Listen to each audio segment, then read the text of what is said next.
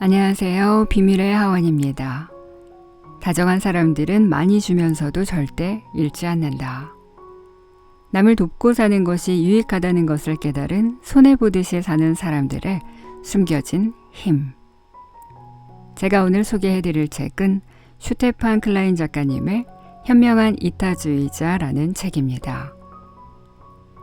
지나친 배려나 과도한 친절이 없어도 조용히 늘 자신의 존재감을 빛내며 남의 기분까지 좋아지게 만드는 다정한 사람들이 있습니다.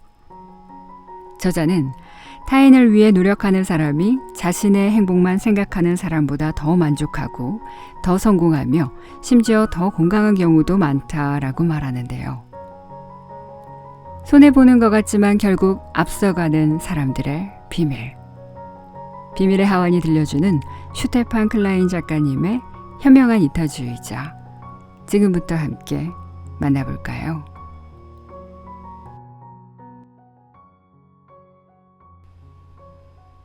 착한 사람들의 보호막. 야훼께서 대답하셨다.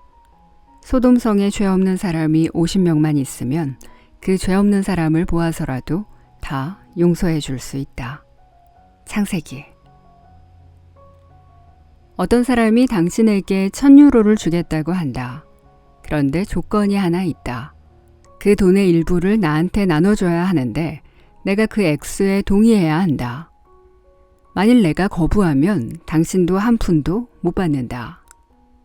당신이라면 얼만큼의 돈을 나한테 주겠는가? 절반? 당신은 마음씨가 고운 사람이다. 그렇지만 우리는 모르는 사이고 앞으로 2번 다시 볼 일이 없을 것 같다. 그러니 굳이 그렇게 많이 줄 필요는 없을 것 같다. 400유로만 주어도 나는 만족할 테니까. 200유로만 주면, 20유로만 주면, 그럼 당신은 980유로를 가질 수 있다. 내가 승낙하기만 하면 된다. 내가 당신을 짠돌이라고 생각하거나 말거나 아무 상관없다. 당신이 내 입장이라면 나의 제안을 받아들이겠는가? 왜 내가 당신보다 많이 가져야 하는 건지 짜증이 날지도 모르겠다. 나는 멋진 외투를 살 수 있는데 당신은 달랑 싸구려 티셔츠 한 장이라니. 같이 게임할 의욕이 사라진다. 그래서 당신은 나의 제안을 거부한다. 당신이 주는 입장에서 이성적으로 계산하려면 얼마까지 허용할 수 있을지 자문해야 한다. 내가 호모 에코노미쿠스의 입장에서 완전히 합리적인 행동을 한다고 가정할 때 대답은 뻔하다. 정확히 1유로다. 내가 당신의 제안을 거절하면 우리는 둘 다 한 푼도 못 건진다. 하지만 1유로는 0유로보다는 낫다. 그러므로 내가 거절하면 그건 오로지 당신을 벌하기 위해 나 스스로 손해를 입는 것이다. 그 얼마나 어리석은 짓인가. 하지만 당신은 정확히 알고 있다. 내가 호모 에코노미쿠스가 아니라는 사실을. 당신 역시 호모 에코노미쿠스가 아니다. 그래서 당신은 나한테 그런 인색한 제안을 하겠다는 생각조차 하지 않을 것이다. 당신의 행동은 지극히 정상적이다. 수천 명이 이 게임을 했지만 대부분은 1000유로를 받아 400에서 500유로를 상대에게 주겠다고 제안했다. 그리고 그들의 선택은 옳았다. 돈을 받는 쪽의 절반이 300유로 이하의 제안은 거절했기 때문이다. 오가는 돈의 액수를 높였을 때는 상대의 제안이 공평하지 못하다는 이유로 거절한 액수가 무려 석 달치 월급일 때도 있었다. 이 게임의 이름은 최후 통첩이고 1981년 독일의 경제학자 베르너 귀트가 고안했다. 이 게임은 정의감이 우리에게 얼마나 깊이 각인되어 있는지, 다시 말해 정의감을 짓밟은 사람을 벌하기 위해 우리가 얼만큼의 대가를 치를 수 있는지를 측정한다. 공평하지 못하다는 생각에 상대의 제안을 거절한 사람의 행동이 바로 그런 목적이기 때문이다. 우리는 정의를 원한다. 비록 그 대가로 내가 피를 흘려야 한다 해도 말이다. 정의와 이타심의 관계. 철학자들은 정의를 각자가 요구할 수 있는 이익에 대한 적절한 보상이라고 해석한다. 일반적으로 우리는 도움이 필요한 사람에게 도움을 주는 사람을 이타적이라고 칭찬한다. 하지만 정의를 요구하는 사람이 이타주의자인가에 문제를 두고는 의견의 통일을 보지 못한다. 정의는 자비심보다 더 많은 도덕을 요구하기 때문이다. 자비심을 베풀지 말지는 자유롭게 선택할 수 있다. 오늘은 자선을 베풀지만 내일은 그렇게 하지 않고 다시 모레 자선을 베풀 수 있다. 하지만 정의가 넘치는 곳에선 분배의 기준이 있다. 그 기준을 거부한 사람은 스스로 그 사실을 체감한다. 그렇지 않으면 기준이라는 것은 금방 소용없어져 버릴 테니까. 정의에 대한 요구는 외부에서 오는 압박과 비슷한 영향을 공동체에게 미친다. 이기주의자가 정의를 거부하기 힘들도록 만들어 결속력을 강화시킨다. 하지만 정의를 지키기 위해서도 대가를 치러야 한다. 무언가를 내놓는 사람만 비용을 치르는 게 아니다. 피해자도 정의를 지키지 않는 사람들을 벌하라고 요구한다. 최후 통첩 게임에서처럼 현실에서도 제재 조치는 비용이나 노력을 요구한다. 게다가 벌을 받은 사람들의 저기가 따라온다. 그러므로 정의를 위해 투쟁하려면 항상 이타심이 필요한 것이다. 경제학자들은 인간이 정의를 추구하는 건 자신에게 이득이 되기 때문이라고 반박한다. 정의를 위해 단기적인 이익을 포기한다면 그건 오로지 장기적으로 이득이 되기 때문이라고 말이다. 상대가 우리를 함부로 대하면 안 되겠다는 깨달음을 얻어 다음번에는 더 괜찮은 제안을 할 테니까. 하지만 상대를 두 번 다시 볼 일 없는 최후 통첩 게임은 말할 것도 없고 일상생활에서도 우리의 행동은 이 이론과 맞지 않는다. 기업의 인사과장은 공정한 임금을 지불하는 것이 기업을 위해서도 유익하다는 사실을 잘 알고 있다. 최후 통첩 게임의 주는 쪽처럼 기업은 직원들의 업무 활동에 의존한다. 그 무엇도, 그 누구도 직원들에게 규정보다 더 많은 일을 하라고 강요할 수 없다. 오로지 공정한 임금을 받는다고 느끼는 사람만이 책임감에서 더 열심히 일을 한다. 학자들의 연구 결과로도 알 수 있듯이 심지어 하루만 일하고 말 일용 직원도 급여가 많아지면 더 열심히 일한다. 그러니 힘든 시기가 닥쳤다고 임금을 삭감하자는 생각은 치명적인 결과를 초래한다. 직원들은 서둘러 노동의 질과 양을 줄인다. 그것이 최후 통첩 게임에서 낮은 액수의 제한을 거절한 피실험자의 행동처럼 자기한테도 손해가 되는 행동인데 말이다. 직원들이 임금 삭감을 용인하는 경우는 회사가 파산 직전에 놓였을 때 뿐이다. 원칙이 중요한 이유. 독일의 법원에 하루만 있어 보면 우리가 정의를 요구하는 것이 오로지 자기 이익 때문이라는 주장을 완전히 뒤엎어버릴 수 있다. 그곳에 온 사람들은 자신을 부당하게 대접한 사람들에게 처벌을 내려달라고 요구한다. 문제 있는 상품을 판 판매업자를 고소한 사람이 있는가 하면 버스 투어를 했는데 약속과 달리 에어컨을 틀어주지 않았다고 피해 보상을 요구한 할아버지에 시공비를 못 받았다는 인테리어 업자도 있다. 하지만 송사가 끝나도 이긴 쪽이 받는 금액은 변호사와 법원 수입의 몇 분의 1에 불과하다. 그러니 그들의 행동을 제실 속 차리기로만 설명하는 건 부당하다. 그들에게 중요한 건 원칙이다. 변호사조차도 호모 에코노미쿠스처럼 행동하는 건 아니다. 사회심리학자 올런드 린드가 엄청난 양의 법원 서류를 검토하고 평가한 후 내린 결론이다. 피고와 원고가 대기업의 대표라 해도 소송에서 오가는 돈이 수백만 유로에 육박한다 해도 그들의 마음을 움직이는 건 정의감이었다. 소송 당사자가 상대의 합의안을 받아들이는 기준은 자신에게 얼마나 득이 되느냐가 아니라 협상과 합의 제안의 공정성 여부였다. 공정하지 않다고 생각되면 산더미 같은 소송 비용으로 파산할지도 모를 위험을 무릅쓰면서까지 소송을 멈추지 않았다. 정의를 위해 희생을 감수하는 건 법원에서만 볼 수 있는 광경이 아니다. 피부색 때문에 멸시받는 이웃을 위해 발벗고 나선 용기 있는 시민의 행동 역시 인상적이다. 미국 시민권 운동의 아이콘으로 부상했던 로자 파크스의 이야기가 대표적이다. 그녀가 버스에서 백인 승객에게 자리를 양보하지 않았다는 이유로 감옥에 갇히자 이듬해인 1956년 내내 4만 명이 넘는 그 도시의 흑인들이 항의의 뜻에서 버스를 타지 않았다. 아무리 멀어도 걸어가거나 비싼 돈을 내고 택시를 탔다. 결국 최고법원은 로자 파크스의 손을 들어주었고 관청도 구태의연한 인종정책을 바꿀 수밖에 없었다.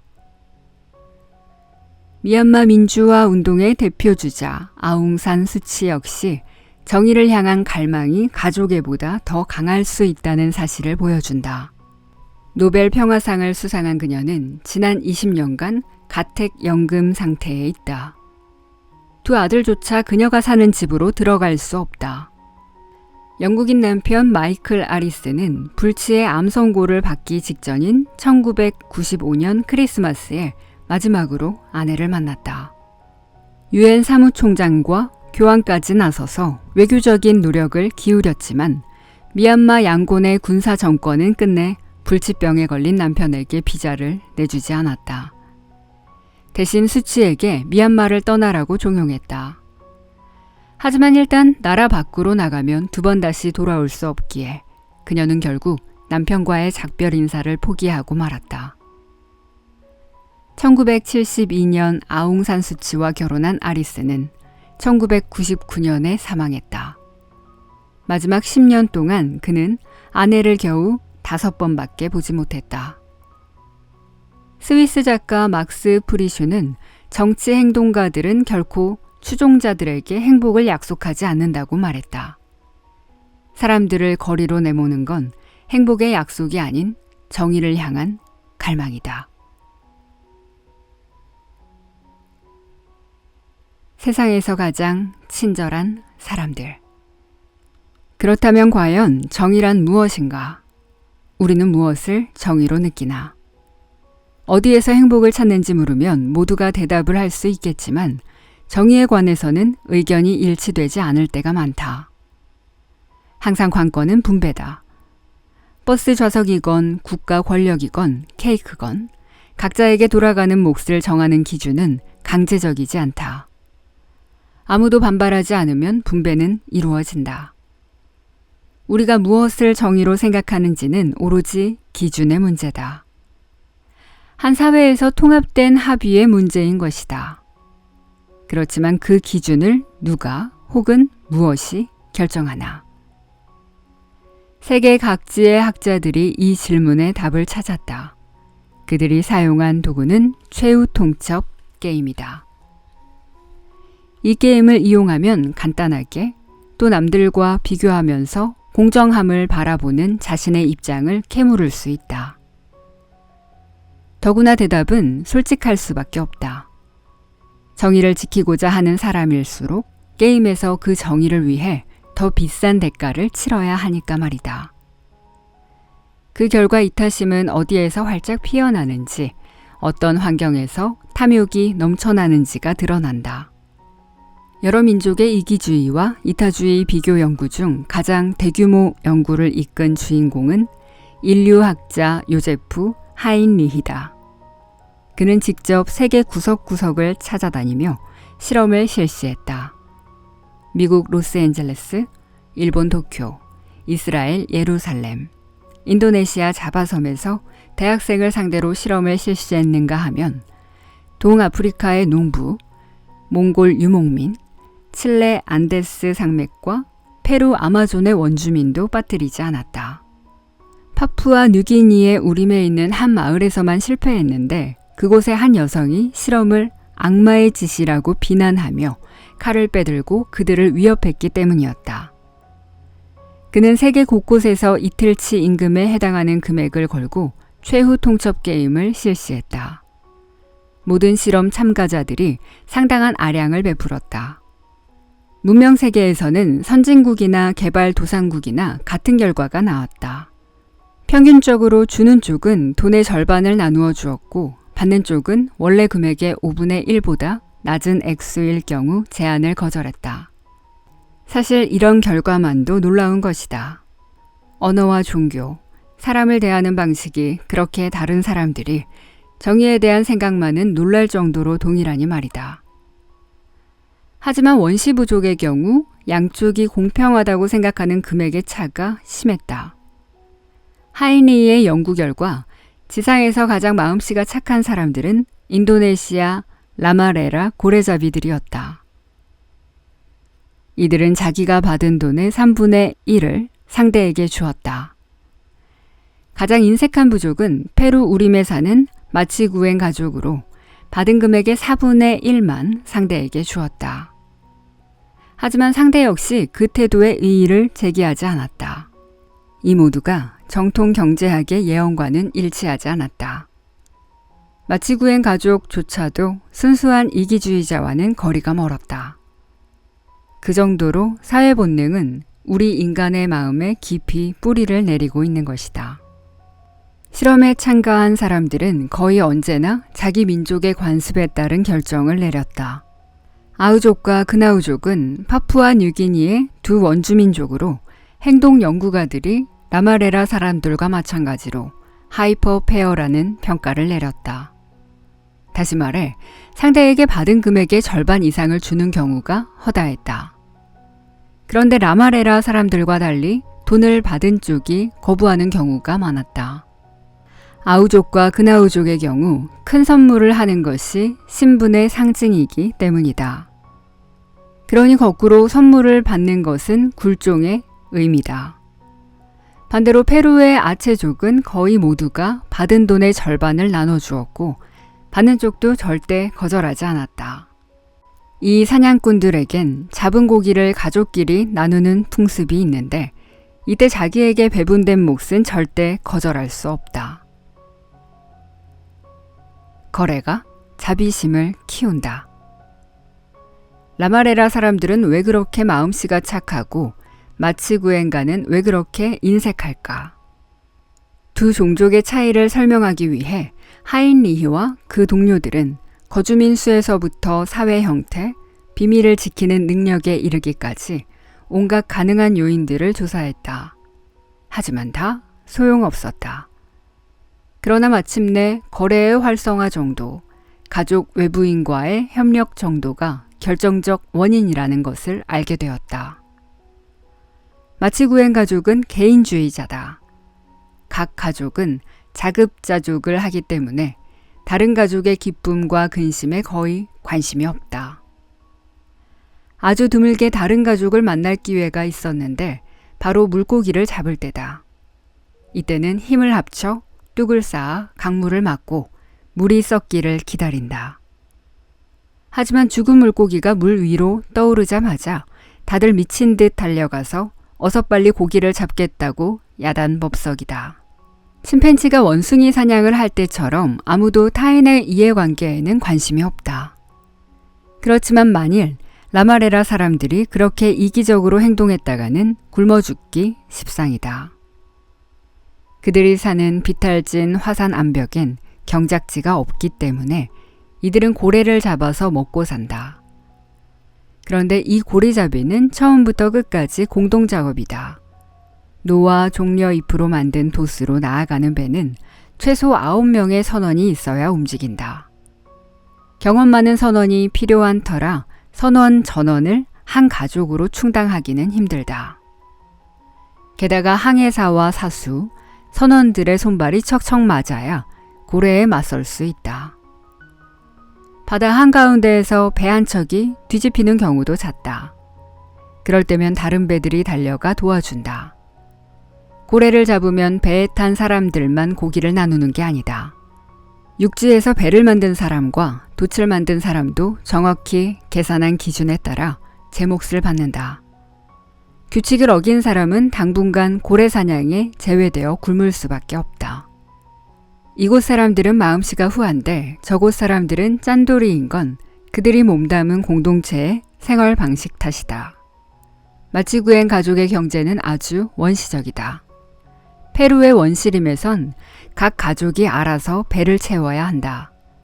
그래서 교환을 해본 적이 없다.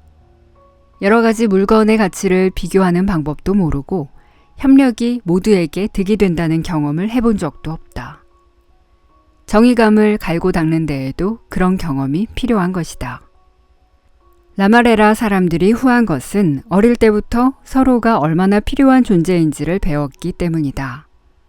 더구나 이들은 외부인과도 거래를 하고 시장에 나가 상품을 판매하기도 한다. 하인리의 비교 연구는 일반적으로 의존하는 외국인의 숫자가 많을수록 나눔 정신도 커진다는 사실을 밝혀냈다. 연습이 정의를 만든다. 고도로 발달한 현대사회 역시 정의의 기준이 없으면 안 될 정도로 거래와 교환에 익숙하다.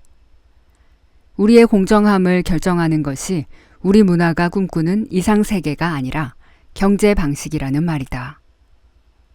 전 세계의 대도시 주민들은 다 비슷한 방식으로 살아간다. 독일 프랑크푸르트에 살건 인도네시아 자카르타에 살건 대부분 노동력을 팔아받은 임금을 상품과 교환한다. 따라서 유럽의 도시에서도 자바섬에도 중동에서도 동일한 정의관이 자리를 잡게 되었다. 하지만 그 기준은 사람들의 다수가 어떻게 행동하는지만 결정할 뿐이다. 언제나 그렇듯 위로도 아래로도 일탈이 있다. 특별히 이기적인 사람과 특별히 이타적인 사람이 있는 것이다. 이런 차이는 개인의 생활 상황과도 관련이 깊다. 예를 들어 경제학을 공부하는 대학생들은 평균적으로 이기적이다. 이 미래의 경영자 또는 은행가들은 최후 통첩 게임에서 낮은 금액을 제공하고 다른 사람 같으면 화를 내며 거절했을 쥐꼬리 같은 액수도 선뜻 받아들인다. 다른 실험에서도 이들은 자기 이익을 위해 상대를 속이는데 별 어려움이 없었고 기부에 인색했다. 물론 천성적으로 인색한 사람이 경제학을 전공으로 택했을 수도 있다. 그렇지만 이런 주장을 반박하는 몇 가지 증거가 있다. 일반적으로 대학생들은 학교 생활이 오래될수록 이타적으로 바뀐다. 대학 생활과 공부를 통해 남을 위해 무언가를 하면 자기한테도 좋다는 사실을 배우는 것이다. 유독 경제학과 학생만은 정의감이나 협동심의 성장이 목격되지 않았다.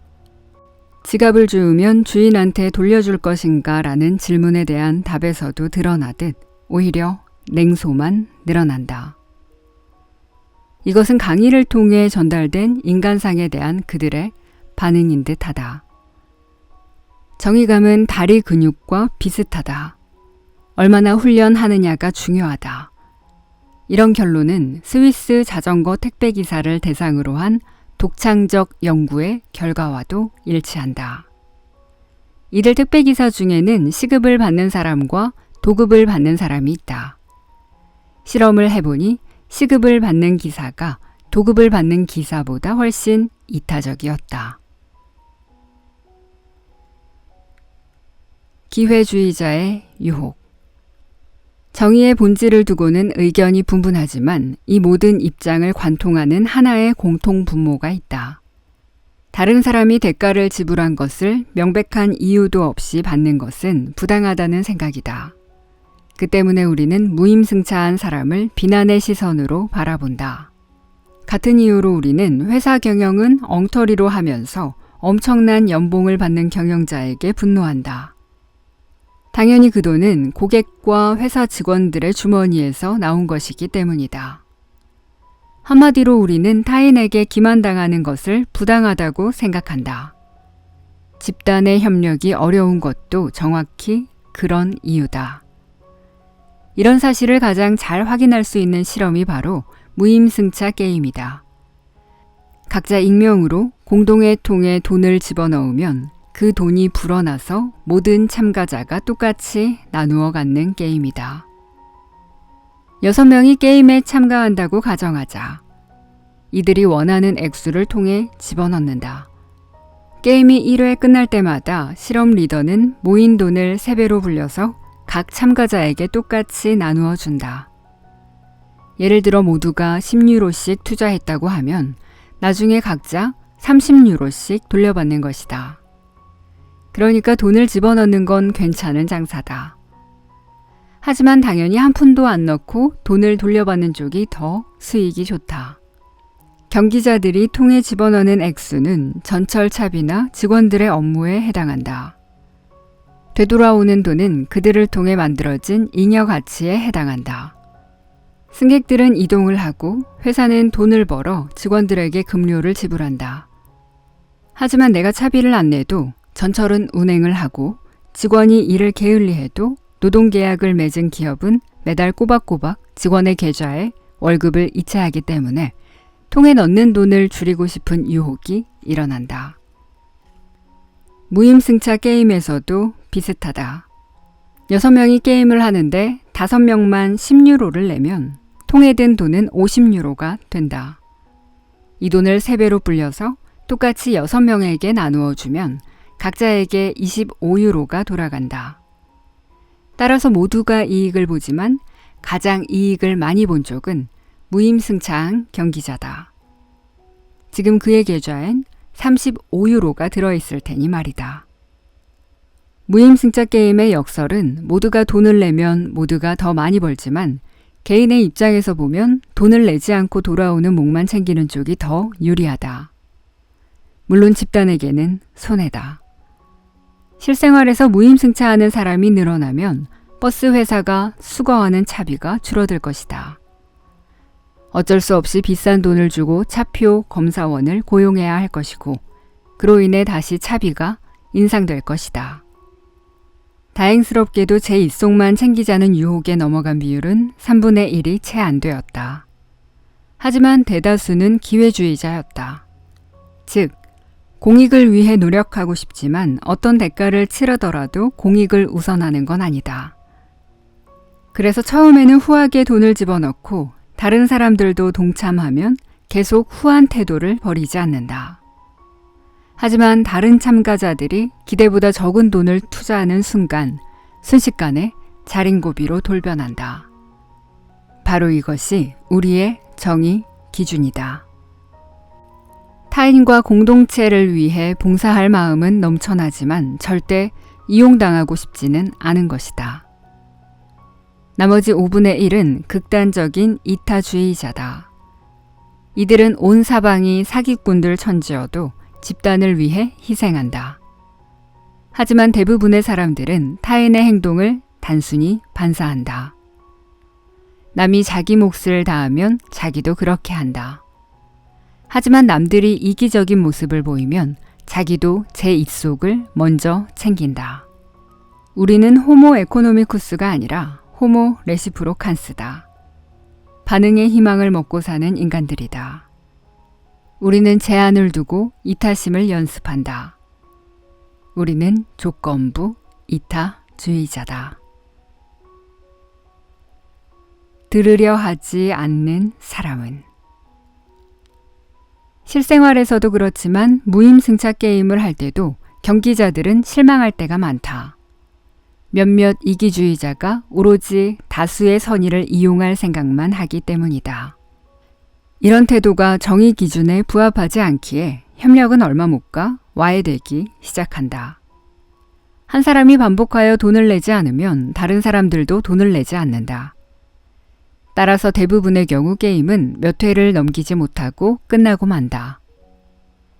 각자가 자기 입속만 따지느라 돈을 내지 않기 때문이다. 그렇지만 경기자에게 무임승차자를 처벌할 기회를 주면 상황은 돌변한다. 물론 처벌에는 비용이 든다. 예를 들어 한 참가자가 무임승차자를 적발하면 게임의 리더가 그 실제 무임승차자 혹은 추정상의 무임승차자에게서 3유로를 빼앗는데 이때 적발을 한 사람도 1유로를 내야 한다. 그런데도 경기자들은 신이 나서 처벌의 권한을 열심히 사용하고 처벌은 효과를 발휘한다. 다시 모두가 착실하게 자기 몫을 지불하고 심지어 회를 거듭할수록 지불하는 액수가 커진다. 갑자기 정의 기준이 통하게 되는 것이다. 덕분에 욕심쟁이가 착한 사람을 이용하지 못하게 되고 다시 협력과 나눔이 가능해진다. 더구나 중요한 건 바로 이것이 인간이 침팬지보다 우월한 점이다. 침팬지들에게 그런 규칙이 없다.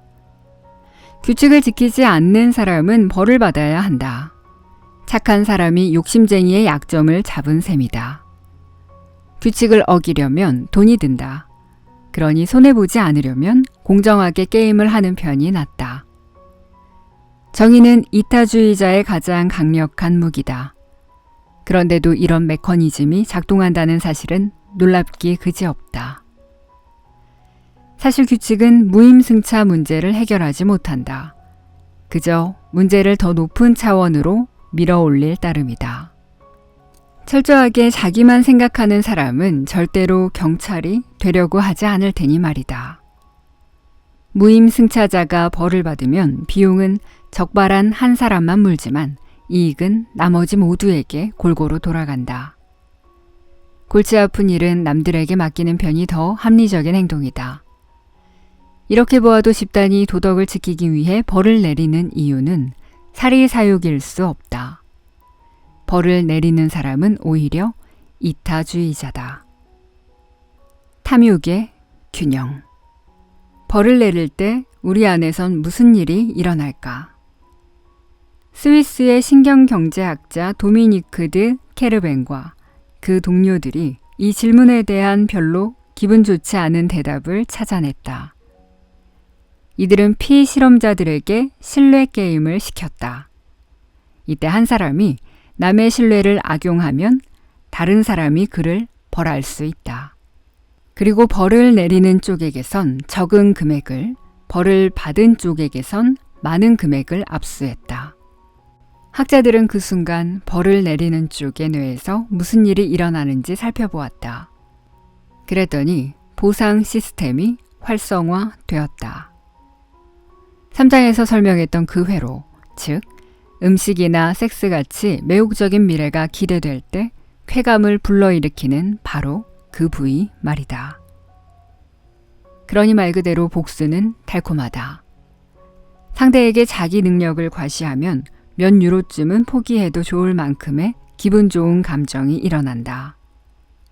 보상 시스템의 신호가 강할수록 피실험자가 처벌을 내리기 위해 투자하는 비용도 늘어났다. 여러 차례의 실험 결과 어떤 메커니즘이 처벌의 의지를 불러오는지도 밝혀졌다. 처음에는 상대의 불공정한 거래에 대한 분노로 시작된다. 이때에는 대뇌의 전방 선피질이 활성화된다.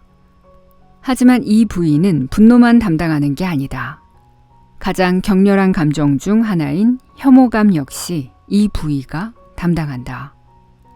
쓴 약을 억지로 먹어야 할 때, 바퀴벌레가 손등을 기어갈 때 우리 얼굴에는 혐오감이 드러난다. 상대가 게임을 부정하게 할 때에도 이와 똑같이 우리의 윗입술이 일그러진다. 그런 순간 뇌는 소화계에서 구토의 명령을 내린다. 물론 계속되는 처리 과정에서 구토감은 억제된다. 그러니 설사 실제로는 메스꺼움을 느끼지 못한다고 해도 우리가 어떤 사람을 보고 토할 것 같다고 말할 때 그 말은 일상적 비유 이상의 의미를 갖는 것이다. 혐오감은 모든 다른 목적을 잊게 만든다. 예의범절도 잊게 만든다. 처벌의 충동을 느낀 사람이 가차없는 모습을 보이는 것도 놀랄 일은 아닌 것이다. 선피질의 활성도가 강할수록 처벌에 투자하는 비용도 늘어난다. 부정적인 감정의 원인은 상대의 부정 때문에 우리가 감수해야 할 불이익에 대한 걱정이 아니다. 타인의 규칙 위반 때문이다. 누군가 규칙을 위반하여 제3자에게 손해를 입히는 광경을 목격하기만 해도 우리 몸에선 반응이 일어난다. 예를 들어 어떤 사기꾼이 할머니의 돈을 갈취했다는 사실을 알게 되면 우리는 혐오감을 느낀다. 하지만 속임수를 쓰는 상대가 컴퓨터라는 사실을 알면 분노와 혐오감이 나타나지 않는다. 기계를 교육할 수는 없는 일이 아닌가. 두 번째 처리 단계에서 복수를 하고 싶다는 바람이 행동으로 옮겨진다. 그것을 담당하는 부위는 배회측 전전 두피질이다. 오른쪽 이마 뒤편 대뇌피질의 이 부위는 정의의 이름으로 자기 이익의 추구를 억제한다. 이 메커니즘이 작동하지 않으면 순수 이기주의가 판을 친다. 하지만 인간의 정의감은 인위적인 조치를 통해 잊게 만들지 않으면 절대로 잊히지 않을 정도로 매우 강하다. 스위스 츠리히 대학의 신경학자 다리아 크노흐는 피실험자들의 오른쪽 전두엽에 강한 자기장을 투여하여 그 기능을 의도적으로 억제했다. 그러자 갑자기 피실험자들이 최후 통첩 게임에서 인색한 상대의 제안을 받아들였다. 부당하다고 느끼면서도 적으나마 이익을 보고 싶다는 바람을 거역할 수 없었던 것이다. 하지만 자기장을 거두자 정의감이 되살아났다. 그렇다면 인정사정 없는 이기주의자는 혹시 뇌에 이상이 있는 것이 아닐까? 그럴 소지가 높다. 실제로 크노흐의 피실험자들이 보인 행동은 사고나 뇌졸중으로 배회측 전전 두피질이 손상된 환자의 행동과 유사했다. 이들은 강박적으로 속이고 거짓말하고 훔치면서 그것이 규칙 위반이라는 사실을 뚜렷하게 인식하지만 충동 앞에서 무력하다. 그들의 탐욕에는 균형이 부족한 것이다. 페어플레이를 위한 가장 쉬운 방법. 그렇지만 아직까지도 왜 우리의 뇌가 부정을 보고 혐오로 반응하는지, 왜 정당한 처벌에 대해 기쁨을 느끼는지 그 이유는 확실하지 않다. 이용당하지 않기 위해 남이 협력하는 동안에만 같이 협력하는 건 이해할 수 있는 행동이다. 하지만 남의 부정행위를 벌하기 위해 우리가 비용을 치르는 이유는 설명하기 힘들다. 복수와 원한이 우리에게 득이 되는 건 틀림없다.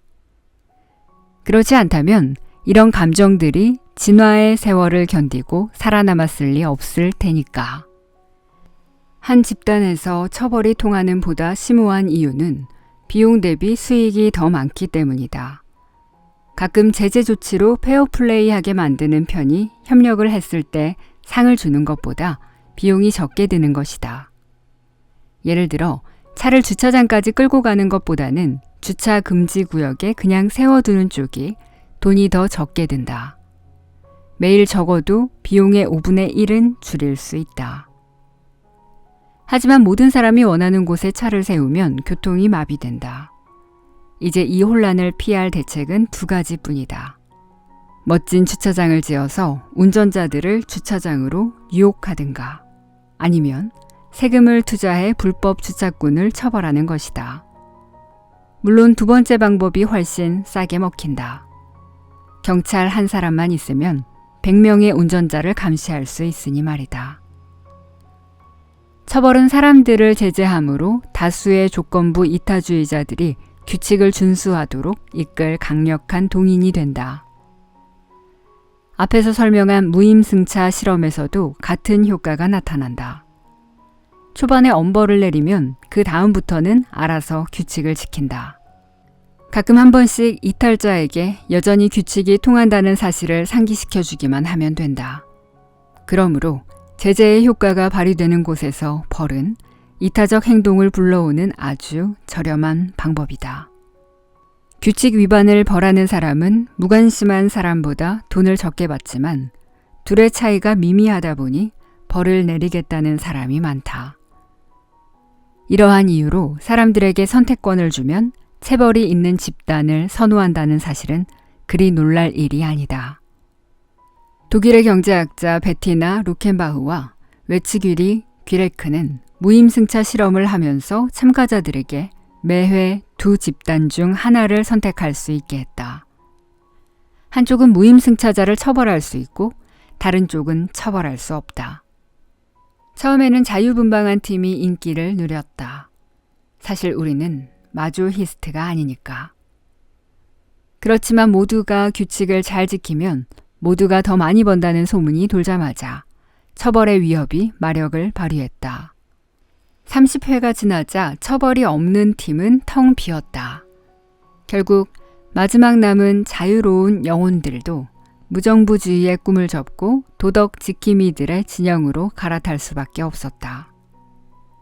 그렇다면 정의를 위해서는 꼭 이익을 포기하고 차 없는 인도를 확보하기 위해서는 꼭 자유를 희생해야만 하는가? 그렇지 않다. 그 반대가 맞다. 처벌이 집단의 도덕을 유지할 수 있는 경우는 구성원들이 자발적으로 그 처벌에 복종할 때뿐이다. 각자에게 엄격한 집단을 떠날 선택권이 있어야 하는 것이다.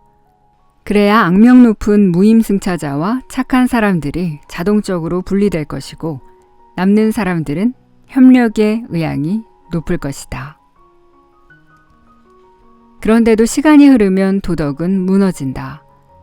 직접 처벌을 하겠다는 구성원의 숫자가 너무 적기 때문에 정의로운 사람들이 집단을 떠나는 것이다. 역설적이게도 처벌이 도움이 되는 곳에서는 처벌이 거의 필요가 없다. 처벌의 효력을 발휘하려면 전제 조건이 있다. 여러 개의 집단이 있어서 서로 경쟁을 해야 한다. 현재의 집단에 실망하더라도 옮겨갈 집단이 없다면 상황은 골치 아파진다. 무임승차자가 다른 사람들을 인질로 삼을 위험이 있는 것이다. 벌을 주지 않는 사람이 항상 득을 보게 되어 있기 때문이다. 도덕이 무너지면 정의로운 경기자는 탈퇴하겠다는 협박을 할 수가 없다. 따라서 착한 사람들의 비극이 벌어진다. 원래는 공정하게 게임을 하고 싶었던 참가자조차 불이익을 당하지 않기 위해 규칙을 위반하는 것이다. 남이 도우면 나도 돕는다. 사람들은 조건부 이타주의자이기 때문에 상황에 따라 이타적 행동의 여부를 결정한다. 그리고 아주 사소한 일이 한 집단을 협력으로 이끌 수도 각자의 길로 흩어지게 만들 수도 있다. 시민들이 세금을 낼 때는 세무서가 자기 수입의 얼마만큼을 요구하느냐는 중요하지 않다.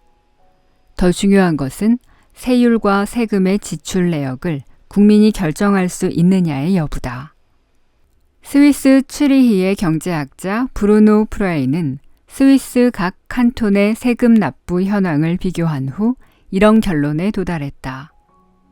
스위스의 칸톤은 독립성이 강하여 작은 국가라 부를 만한 탄탄한 조직을 구비하고 정책도 약간씩 다르다.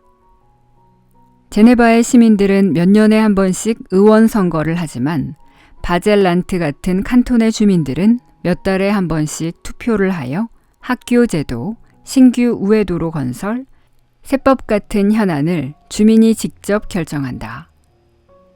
정부가 큰 돈을 지출할 때는 반드시 주민에게 물어보아야 한다. 그런 칸톤에선 탈세 조사가 훨씬 간단하다.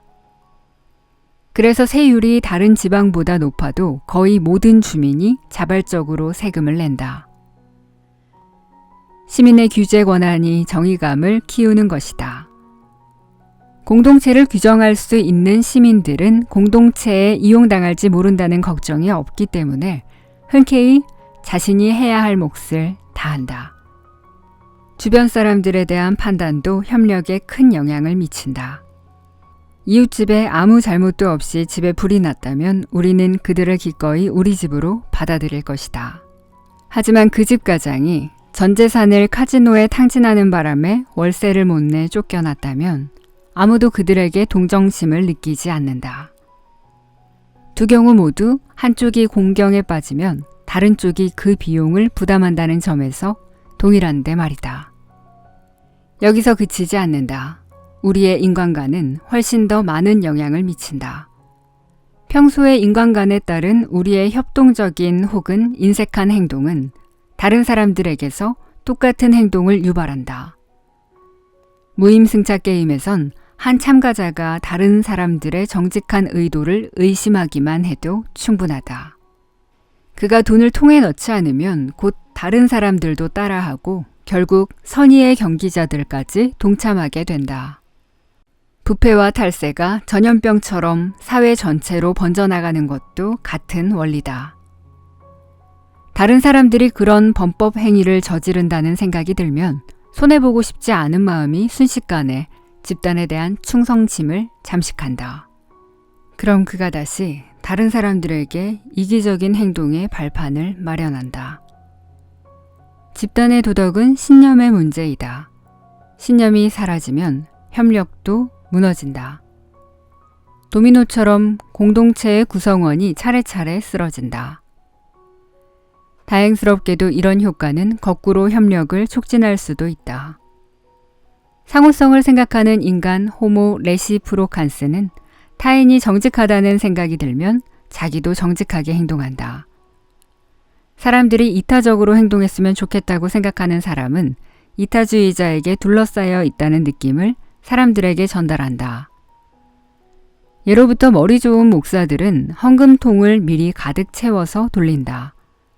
그 꾀가 얼마나 효과적인가는 경제학자들이 수천 명의 추리히 대학생들을 대상으로 실험한 결과로도 입증된다.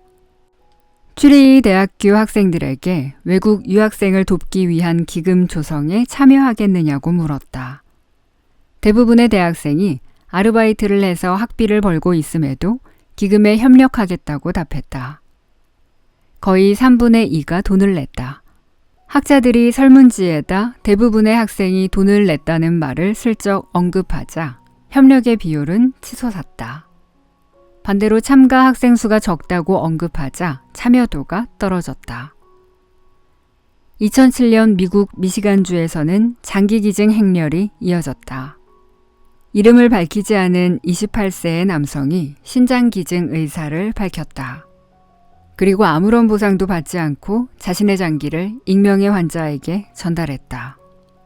기증된 신장은 애리조나주에 사는 53세의 여성에게 이식되었고 그러자 그녀의 남편이 자신의 신장을 기증했다. 이번에는 오하이오주에 사는 젊은 여성이 그 신장을 이식받았고 그녀의 어머니가 다시 장기를 기증했다. 그렇게 선행의 행렬은 미국 전역을 가로지르고 인종의 벽을 뛰어넘었다. 여자 형제가 기증을 받았다는 이유로 남자 형제들이 신장을 내놓는가 하면 친구의 수해 소식에 자기 장기를 기증한 사람도 있었다. 아무도 그들에게 강요하지 않았다. 어떤 경우엔 맞는 수혜자를 찾을 때까지, 그래서 신장을 줄 수 있을 때까지 몇 달씩 기다리기도 했다. 그들 중 누구도 개인적으로 득을 보지 않았다. 모두가 사랑하는 사람이 모르는 사람에게 큰 선물을 받았다는 감사의 마음에서 마음을 움직인 것이다. 보상은 협력을 가로막는다. 돈이 개입되었더라면 이런 선행의 물결은 절대 일어날 수 없었을 것이다. 보상은 자발적으로 혹은 의무감에서 타인을 위해 무언가를 하고 싶은 사람의 의지를 꺾는다. 1960년대 영국의 사회학자 리처드 티트머스는 건강보험에서 헌혈을 한 사람들에게 돈을 주기로 하면서 나타난 현상에 깜짝 놀랐다. 보상이 원하는 효과를 내기는커녕 오히려 헌혈자의 숫자를 감소시켰기 때문이다. 부모 역시 아이들이 지금까지 자발적으로 하던 집안일에 대가를 지불하면 비슷한 경험을 하게 된다. 잔디를 깎아 용돈을 벌어본 딸은 돈을 주지 않으면 절대 기계를 잡지 않는다. 설사 돈을 주어도 예전보다 훨씬 성의 없이 잔디를 깎는다. 이스라엘에서 한 청소년 모임이 1년에 한 번씩 집집마다 돌며 자선 모금을 했다. 물론 그들에게 돌아오는 건 칭찬뿐이었다. 당시 이스라엘 하이파 대학에서 연구 중이던 경제학자 우리 그니지가 이 청소년들을 격려하는 차원에서 모금한 금액 중 소액을 나눠주겠다고 약속했다. 그랬더니 모금액이 3분의 1 이상 줄어들었다. 이타심에서 출발한 자원봉사가 형편없는 임금을 받는 노동으로 변질되었기 때문이다. 그니지가 임금을 모금액의 10%로 올리자 모금액이 조금 늘어나긴 했지만 그래도 돈을 주지 않았을 때보다는 훨씬 적었다. 이타적 행동을 할 때 우리는 칭찬과 인정을 기대한다. 그리고 무엇보다 자부심을 느낀다. 그것과 비교하면 몇 푼 안 되는 돈은 너무 약한 동기부여책이다. 그니지는 이런 결론을 내렸다. 듬뿍 주든가 아니면 아예 한 푼도 주지 말든가. 돈은 메시지를 전달한다. 돈은 공동체의 규칙을 바꾼다. 돈이 오고 가는 곳의 사람들은 다른 구성원들도 무보수로는 일을 하지 않는다고 생각할 수밖에 없다. 그 결과 자발적 협력이 사라진다. 그 자리를 많건 적건 이익이 남는 거래가 차지한다. 이런 새 기준에서 발을 빼기란 쉬운 일이 아니다. 우리의 정의감은 다른 사람들은 돈을 버는데 우리만 빈손인 경우를 배제한다. 나아가 노동의 위상이 달라진다. 자발적으로 떠맡은 일에서 의무로 바뀐다. 우리가 즐거운 마음에서 자발적으로 하는 일에 왜 누군가가 돈을 지불해야 한단 말인가? 우리가 다른 사람들을 이기주의자로 취급하면 그들은 그렇게 될 것이다. 똑똑한 유대인 재단사의 일화는 좀 귀괴하지만 이런 사실을 아주 실감나게 보여준다. 그가 도시의 광신도들을 추방하려고 했다. 그랬더니 광신도들이 매일 아침 그의 가게 앞에 모여 욕설을 퍼부었다. 상황이 심각해지자 재단사가 아이디어를 냈다. 가게 밖으로 나가 욕을 하는 사람 하나하나에게 적으나마 수고한 대가로 1달러씩을 쥐어주었던 것이다. 다음 날 그들이 다시 모여들어 돈을 요구했다. 재단사가 말했다. 애석하게도 재정 상황이 허락하지 않는군요. 오늘은 1인당 1헬러밖에 못 주겠어요. 사람들은 약간 실망하여 푼돈을 손에 들고 욕을 하기 시작했다. 그 다음 날 다시 그들이 찾아오자 재단사가 오늘은 1크로이처밖에 못 주겠다고 했다. 무리의 우두머리가 벌컥 화를 냈다. 이런 푼돈을 받고 우리 목청을 괴롭힐 수는 없지. 이들은 2번 다시 나타나지 않았다.